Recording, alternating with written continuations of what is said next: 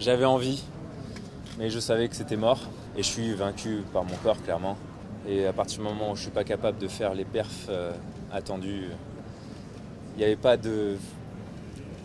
il n'y avait pas de raison d'aller sur ce stade et de se péter et de se donner en spectacle, tout simplement. Bon, on s'en doutait, mais ça y est, c'est acté. Pas de Kevin Mayer aux Jeux Olympiques de Paris. Alors ça déchire le cœur, mais c'est finalement le symbole d'une journée qui était vraiment pas terrible. Salut, bienvenue dans le Daily, 5 minutes pour tout savoir de la journée d'hier. Alors il n'y a pas de très bonnes nouvelles, mais on est là aussi pour ça. Bon, on le disait, Kevin Mayer est out pour les Jeux Olympiques de Paris. Alors il a tout tenté jusqu'au dernier moment pour être présent, mais la raison l'a rattrapé, c'était pas possible pour lui.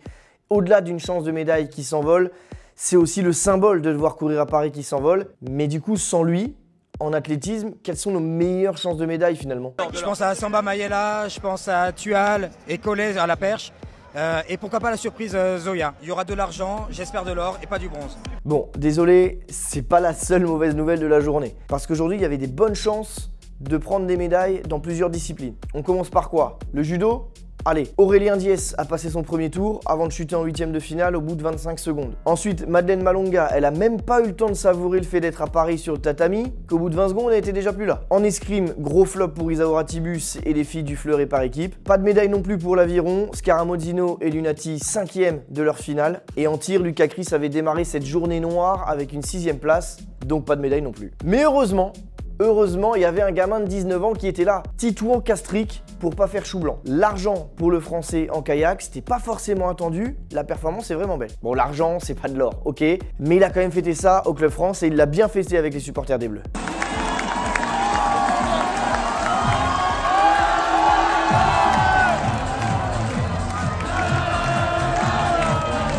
L'autre bonne nouvelle de la journée, parce qu'il y en a une deuxième, Félix Lebrun s'est qualifié en demi-finale de tennis de table. Allez Félix, c'est ton moment. 10-6 pour Félix Lebrun. Et ça y est, c'est fait.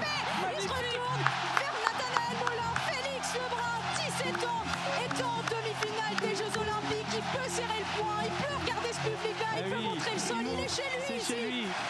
Bravo Félix. Une victoire au forceps, mais on a tendance à sous-estimer en France les performances de Félix Lebrun au tennis de table, alors que franchement, ce qu'il fait, c'est exceptionnel.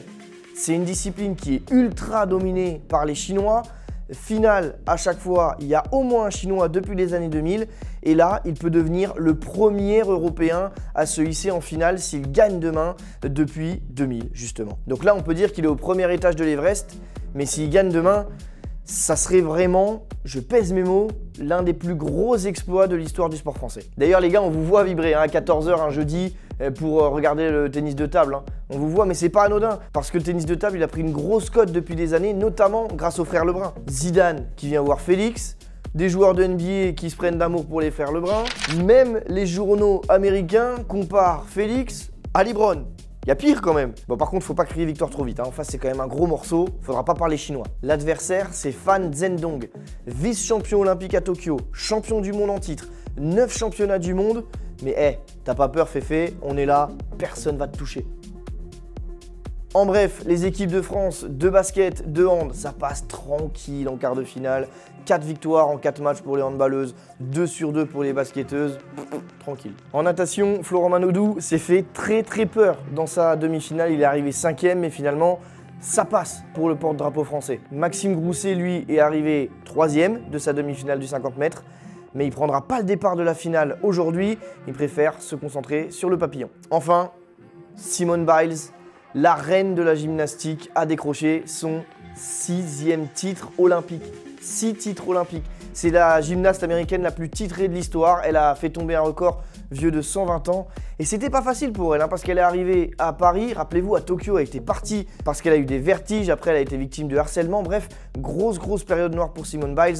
C'est une vraie revanche de gagner aujourd'hui à Paris. Et puis hier, ça me fait plaisir parce que la journée, on le disait, était vraiment pas facile. Mais il y a la belle histoire de ces Jeux Olympiques. Aurélien Quignon, engagé à la marche, 20 km hier, a vu la naissance de sa fille dans la nuit précédente. Il est parti à 22 h à l'hôpital, sa fille est née à 2 h du matin, il est revenu pour faire la course, il a terminé 9e, bref, l'histoire c'est lui qui la raconte et l'histoire elle est folle.